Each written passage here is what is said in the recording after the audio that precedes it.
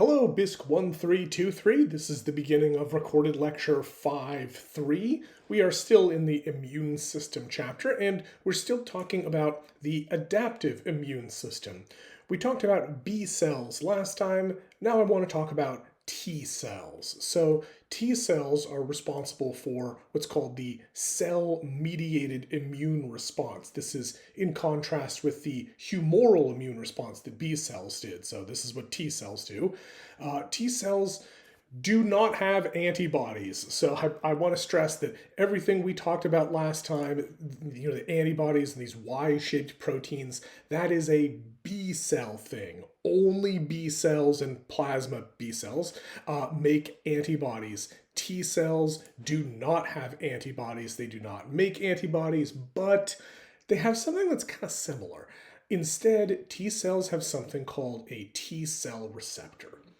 This is like an antibody in that it binds to an antigen, but it is never secreted. These T cell receptors are always anchored into the membrane, they bind antigens, the epitopes to antigens. So yeah, all the stuff that we talked about, antibodies, all that is very similar. So here's kind of a breakdown. The T cell receptors are similar to antibodies in that they bind to a specific epitope, and they're unique to each T cell. Millions of exist due to genetic rearrangement. Same kind of story that we saw with antibodies. But the difference is never secreted, and there's only one antigen binding site per T cell receptor. It's not like a branched Y, it's kind of like an I. Okay, so what are these T cell receptors used to do? Well, that depends. There are actually three different types of T cells. One of them is something we saw already, helper T cells, sometimes called T helper cells, same thing. Their job is this. It was to help activate an immune response, helping out these B cells that have encountered their antigen. And yeah, you'll notice how they were presenting this antigen on their MHC2, the B cells were. Well, if you take a closer look at what this helper T cell is using to recognize that same antigen.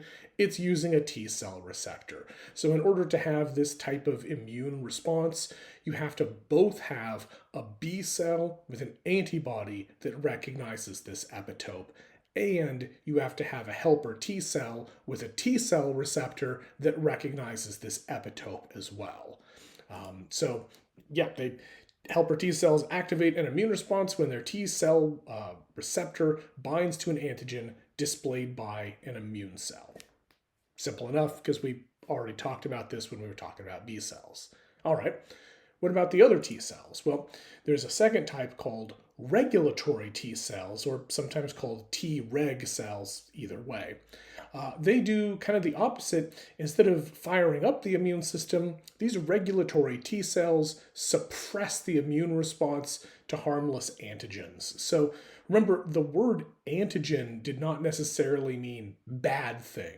The word antigen just means something that an antibody recognizes. So yeah, we come across lots of foreign antigens all the time in our everyday life when we eat food, for example.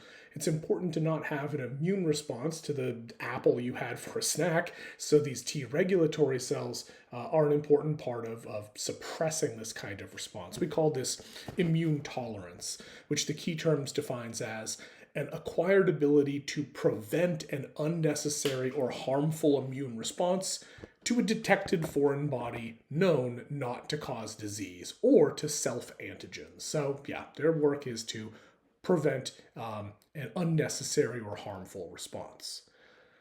There's a third type of T cell. The third type is called a cytotoxic T cell. They cause apoptosis in altered self cells. Ooh, this sounds familiar. Natural killer cells did kind of the same thing, but there's an important difference here. These cytotoxic T cells cause apoptosis in altered self cells if their T cell receptor reacts with an antigen presented on the cell's MHC1. Remember, all cells have MHC1. They're showing the world what they have been working on. And here's the difference between natural killer cells and cytotoxic Ts. Natural killer cells didn't care what kinds of proteins this cell was making. Natural killer cells only looked for the presence of normal MHC1. And if the cell didn't have MHC1 at all, or had weird messed up MHC1, then it would cause apoptosis. In contrast, cytotoxic T cells are looking a little more closely. Here's an altered self cell, and it has an MHC1. It has a normal looking MHC1, but it's displaying little bits of the protein that it has been making, because that's what MHC1 is for. It always displays bits of proteins that every cell has been making.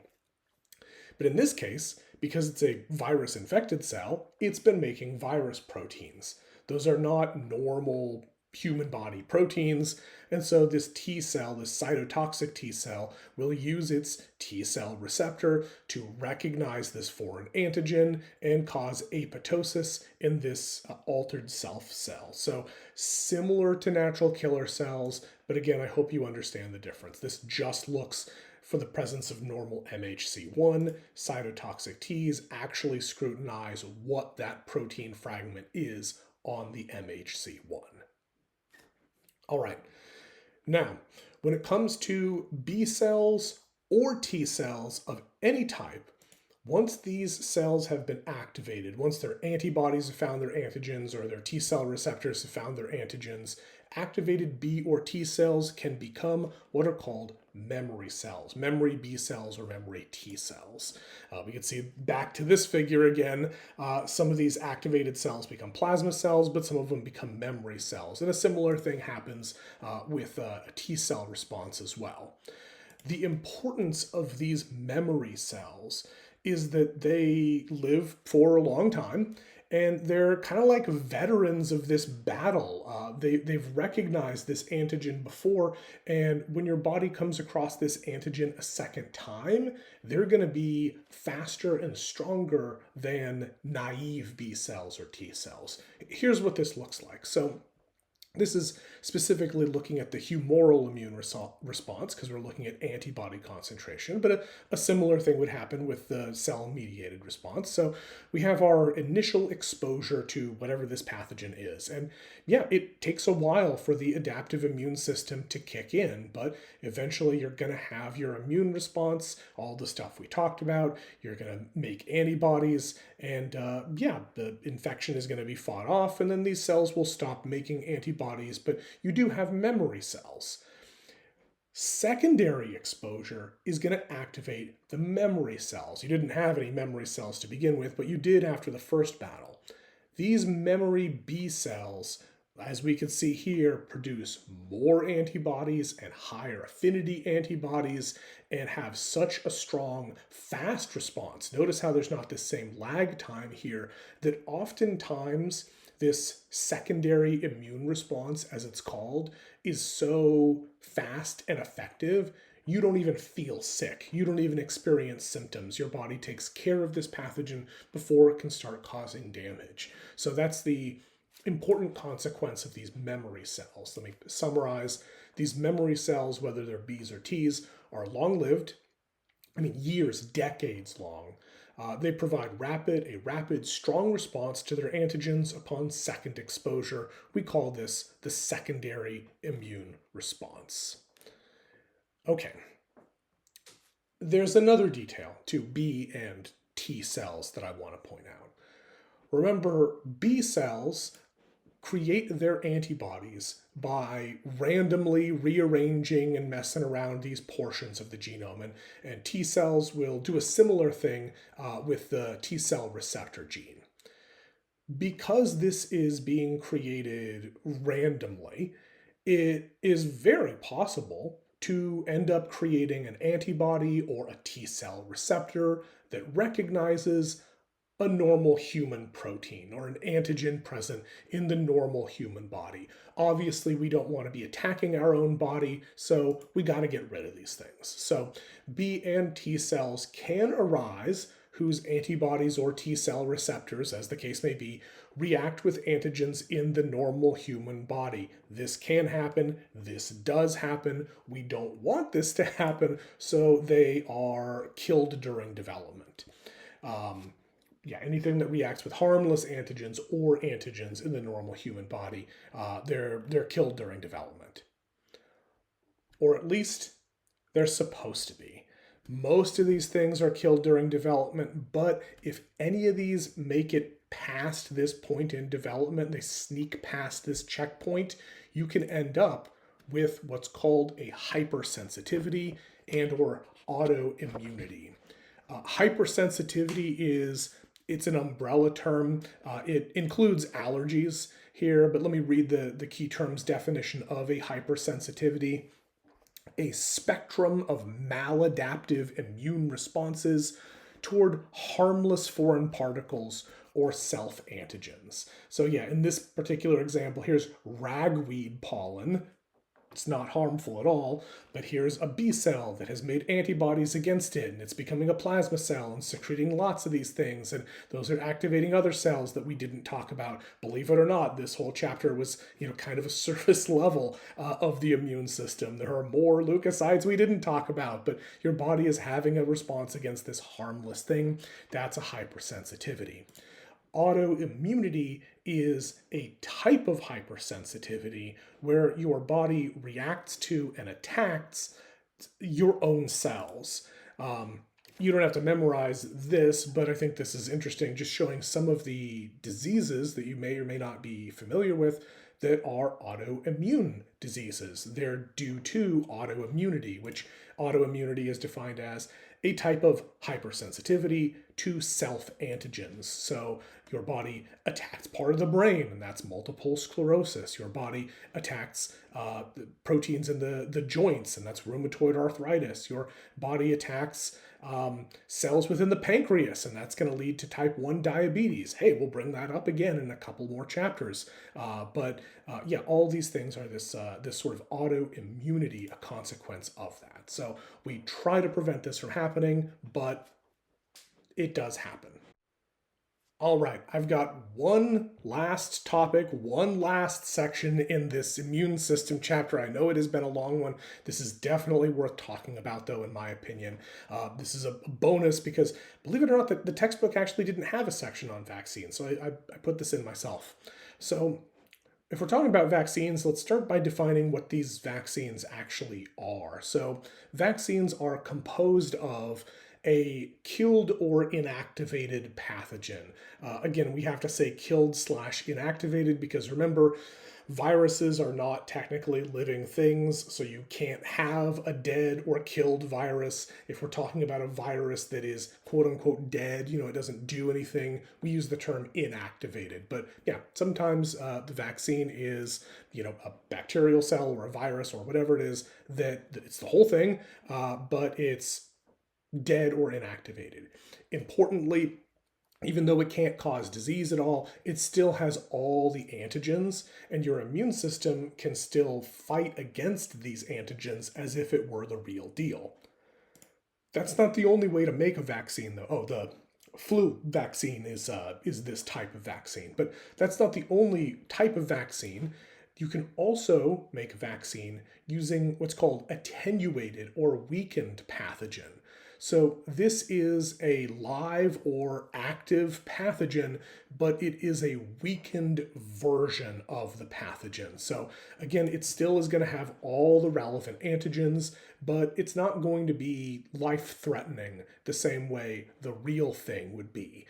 For example, the first vaccine that we ever used was a vaccine against smallpox, very deadly, that used a weakened version of smallpox called cowpox. A weakened or attenuated version of this. Or another way we can have vaccines is just the purified antigen. So this is a more modern way of building vaccines. If we come to understand that when this virus or whatever causes an infection, we identify the antigens that an immune system typically responds against, and we just purify those antigens and put those in the vaccine, that's still a very effective way to make this. Purified antigens from the pathogen. The hepatitis B vaccine is like this, and so is the HIV vaccine, which is in development. Or there's a fourth way to try to do this. Vaccines can be genetic material from the pathogen. So here's what this looks like. And whoa, okay, there is a lot going on this slide, but you should understand almost all of this. This is kind of a good summary of everything we've seen in this chapter so far. So here's our particle with some RNA. It's getting into a cell. The cell is doing what it does with RNA. It's doing translation with the ribosome. It's building proteins. And remember, every single cell in the body takes some of the proteins that it builds and takes pieces of them and shows them to the outside world on its MHC class 1. Notably, this is not a virus-infected cell at this point. We've given this cell a gene or some genes from the virus, but not enough genes to actually allow the virus to replicate itself and to make more viruses. So it's only the cells that receive this RNA that are making proteins and showing it on their MHC1. And remember who's looking out for MHC1? It's cytotoxic T cells. So they're going to recognize this, they're going to kill this poor cell, but they're going to learn about this antigen, and you're going to get memory cytotoxic T cells that are going to fight things off if you actually encounter this virus in the future. But there's another arm to this. Every single cell has MHC1, but B cells, as well as a few others, have MHC2. MHC2 is recognized by helper T cells. So now we're training those things to activate an immune response against this antigen as well. And again, at no point are we propagating this pathogen because the genetic material was just enough to make some of these immune system relevant proteins, not enough to be, a full virus particle. So sometimes it could just be genetic material from the pathogen. Regardless of what's in the vaccine, they all have the same goal of making memory cells, B and or T cells. Because again, we want this secondary immune response, but we don't want to have to go through the primary response first. This is when viruses and other pathogens are at their most deadly, where it takes a long time for your immune system to come in, and when it does, the response is not particularly strong.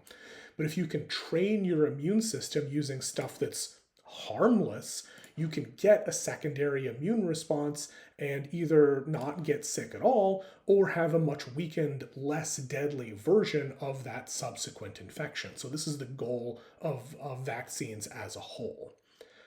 Now, another thing to point out about these vaccines, certainly they do contain the pathogen or parts of the pathogen, but there's a bunch of other stuff in here as well. So, preservatives and water, and there are some residuals that come from just the way that these antigens are grown. This is supposed to be a fried egg. Some vaccines contain egg residuals. But the one of these things that I want to highlight is this thing, the adjuvant.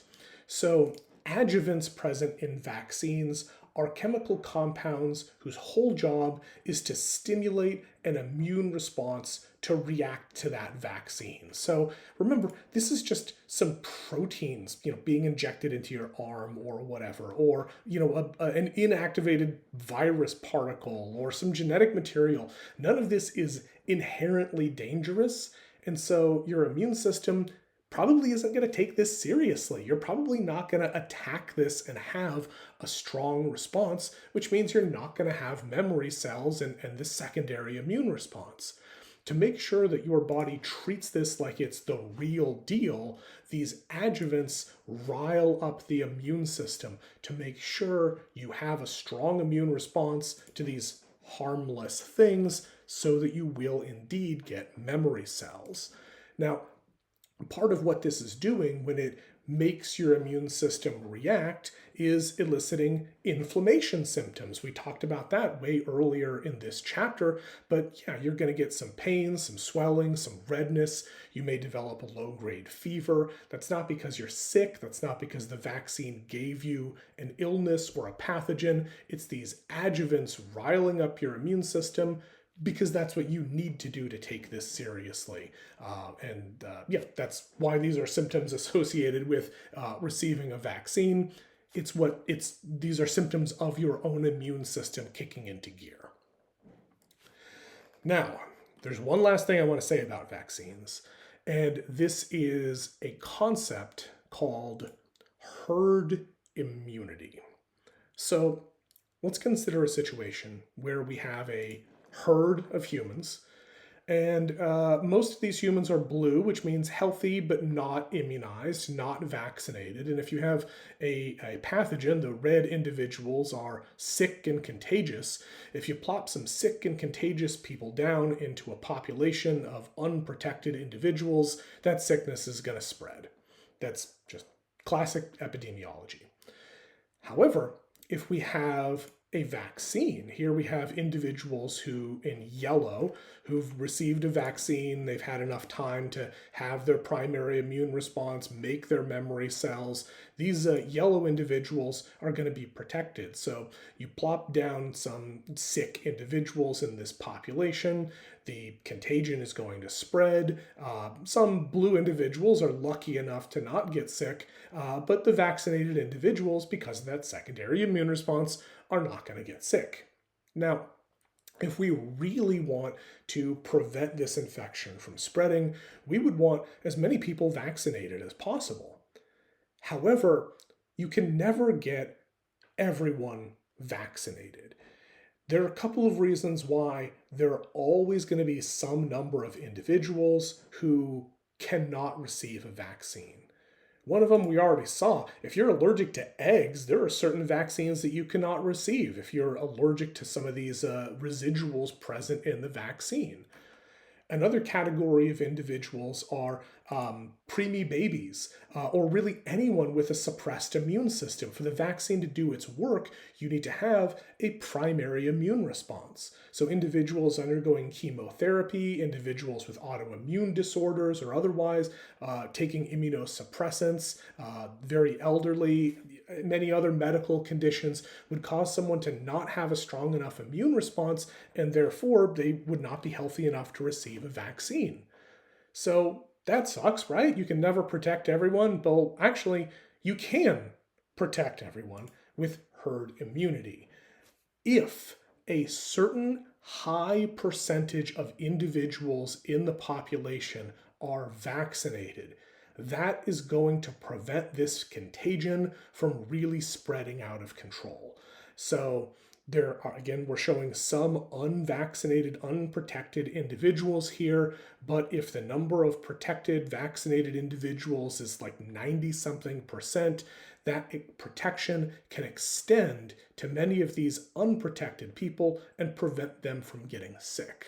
So when it comes to topics of mandatory vaccinations or not mandatory vaccinations, the reason why there is a push to have a high number of people required to be vaccinated is because of this herd immunity. The goal is to have as many people as protected as possible, and we only get that if there are a lot of people who are vaccinated. So it's a tough balance between personal freedom and personal choice to choose whether you want to be vaccinated or not. But the heart of the matter here, the goal here, is to protect as many people as possible who cannot receive a vaccine for whatever reason. So in summary, herd immunity is simply this. If a certain high percentage of individuals in a population are vaccinated, this will protect those who are not vaccinated. So that's as best I can summarize this as I can. Now, That brings us to the end of the immune system chapter, finally. But we're not done with this recorded lecture. I want to briefly get started on the next one, something way less heady, something way less complicated. Our next one is going to be the digestive system. So when it comes to the digestive system, I'm going to do the same thing I did with the circulatory system chapter. We're going to talk about human digestion first. And then at the end of the chapter, I'm going to compare and contrast the way we do this with other ways of doing digestion. So there are a couple of figures I'm going to keep coming back to. This one is more anatomically correct, but it's kind of hard to see all the bits and pieces here. This one is not very anatomically correct, but it's convenient to see everything labeled. So they're both good overviews of this whole process. It all begins with the process of chewing, formerly known as mastication. This accomplishes a couple of things.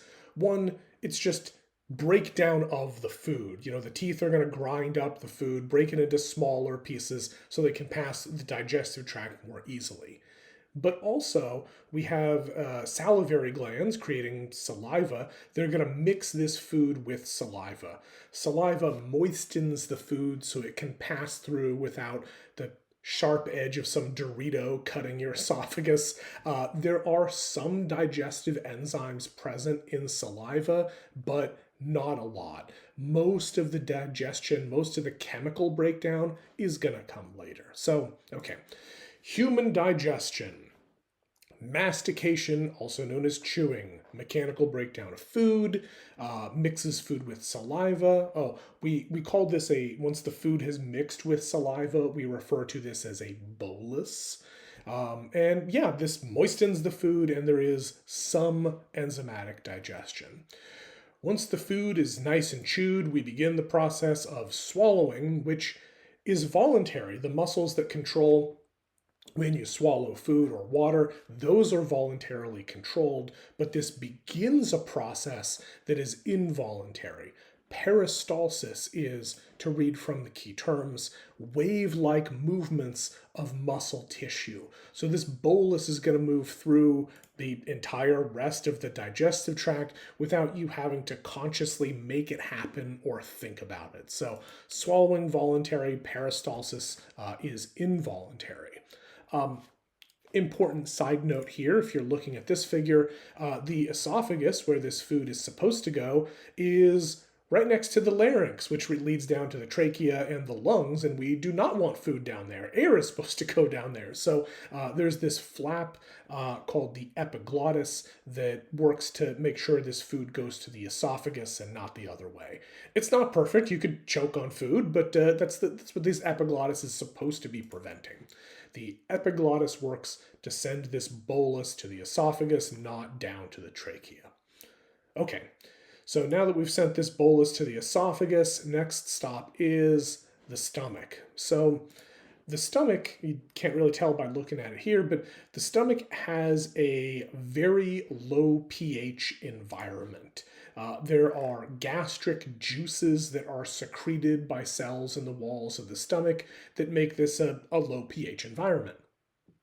Why? Well, remember from BISC1323 what low pH does. It causes denaturation of proteins. This is going to make the proteins easier to digest in the future, but it's also going to denature the proteins of a lot of potential pathogens. Obviously, it's not perfect at this. There are plenty of foodborne pathogens that don't care how acidic the stomach is and can do just fine, but this does work to denature and to kill a lot of potential pathogens. So this low pH environment denatures or unfolds proteins, and it kills and inactivates many pathogens. Now, there are some enzymes in the stomach that are going to start breaking down these proteins, but I'm going to say this again, most of the chemical digestion is going to happen a little bit later on. And obviously these enzymes are acid resistant. They fold up and they don't denature in this low pH environment. So we've got acid resistant enzymes that break down proteins.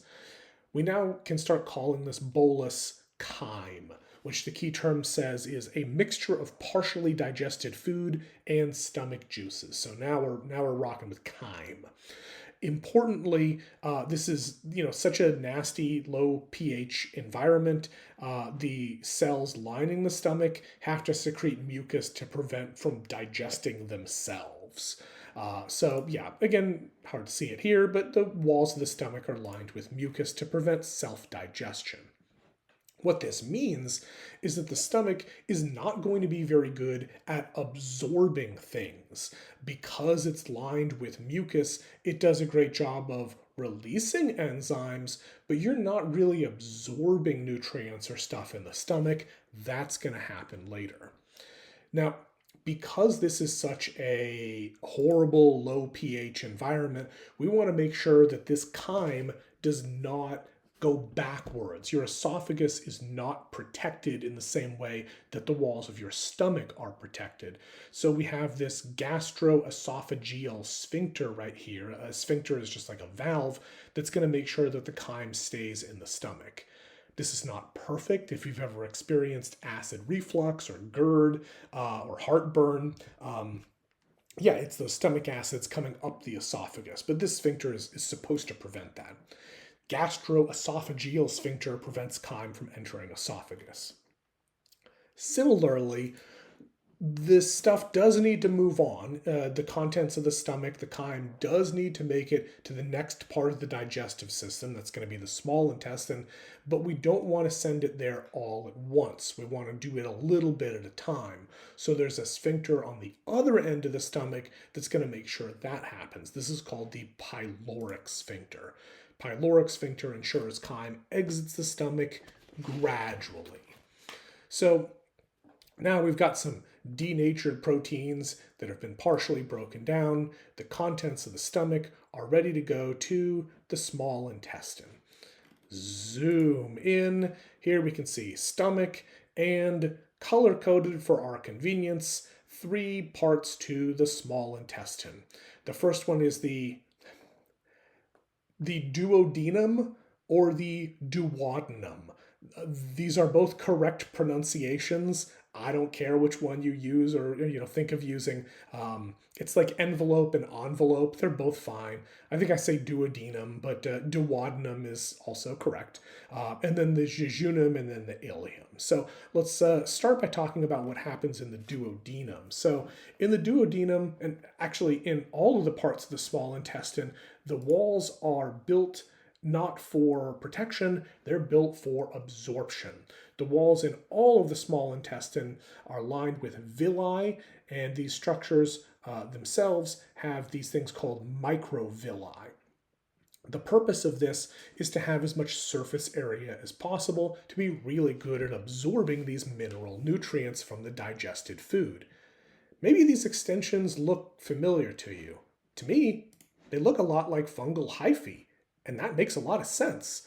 The job of hyphae in fungi was to absorb mineral nutrients, and the job of these villi and microvilli is to absorb mineral nutrients, so it makes sense that they would converge upon a similar shape. So the walls of the small intestine are lined with villi, the cells have microvilli, these increase surface area for absorption. Okay, now the 3 parts, starting with the duodenum. In the duodenum, this chyme is coming in hot from the stomach, and remember, this is really nasty, acidic, low pH stuff, so our first order of business is to neutralize that acidity. The chyme is mixed in the duodenum with pancreatic juices from the pancreas.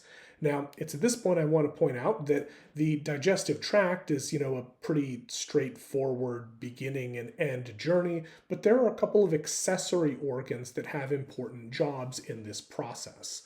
Zooming in a bit, here's one of them, the pancreas. So you can see it emptying out through its pancreatic duct into the duodenum, the first part of this small intestine. So yeah, the pancreatic juices from the pancreas are going to neutralize this acidic chyme to make sure it doesn't burn out the small intestine.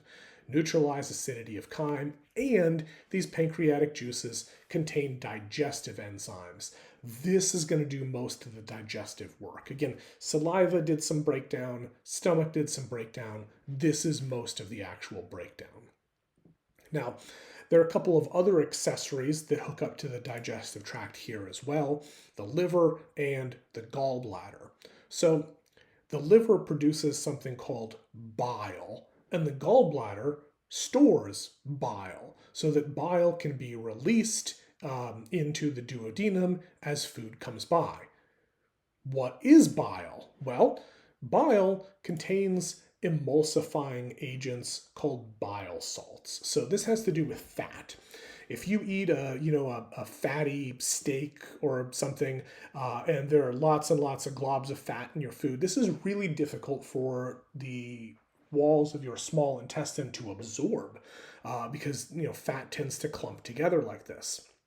What bile salts do is they're going to surround these chunks of fat into smaller pieces, making them more easy to absorb. This process is called emulsification. So here we have also the duodenum. Bile made by the liver and stored in the gallbladder is mixed with this chyme to emulsify fats, again, making them easier to absorb.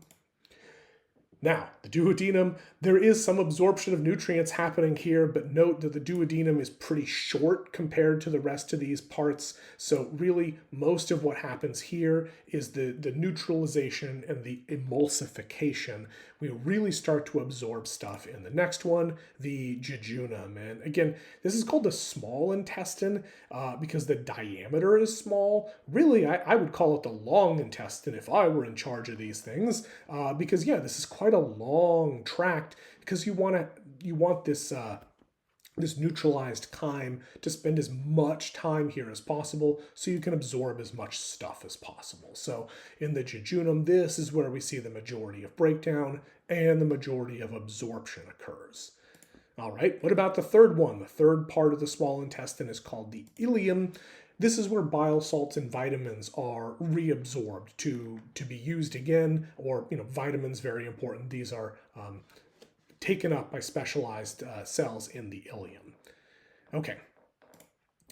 Important side note, when we are absorbing stuff, whether it's amino acids or emulsified fats or vitamins, where do these things go? They go into the bloodstream. And if we go back to this slide here, looking at the villi and the microvilli, yeah, look at these blood vessels. That's where the stuff is going to go.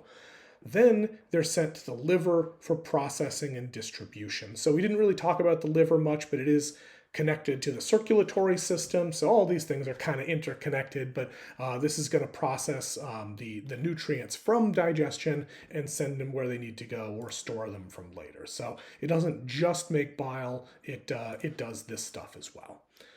Okay, now that we're done with the small intestine, we're ready to move on to the large intestine. So here is the first part. It goes up, it goes over, it goes down, and it goes out. So again, this is called the large intestine because the diameter is wide. It's much shorter than the small intestine. Shorter than the small intestine, but larger diameter. That's where the large and small come from. The large intestine houses bacteria. These bacteria break down fiber and release some vitamins. There are way more bacteria here in the large intestine. Again, don't sweat the specific numbers here, but there are a ton of them that live here, including lots of different groups of bacteria. It's a whole big complicated ecosystem of flora here in the large intestine that are really good at breaking things down. And this is, on the whole, very good for us because some of the vitamins they release are very useful for us to have, and breaking down this fiber, it's not something that we could break down in the first place, so they get some free food and they help us out quite a bit. The large intestine also absorbs water and these bacterial products and works to compact waste. When all of this is said and done, though, we've got the anus, and there's another sphincter, there's an anal sphincter here that controls the elimination of feces. Okay, so that is the end of things, obviously, but it's not the end of this chapter. I told you I would compare and contrast humans with some other digestive systems, so we're going to do that in the next one, but this is the end of recorded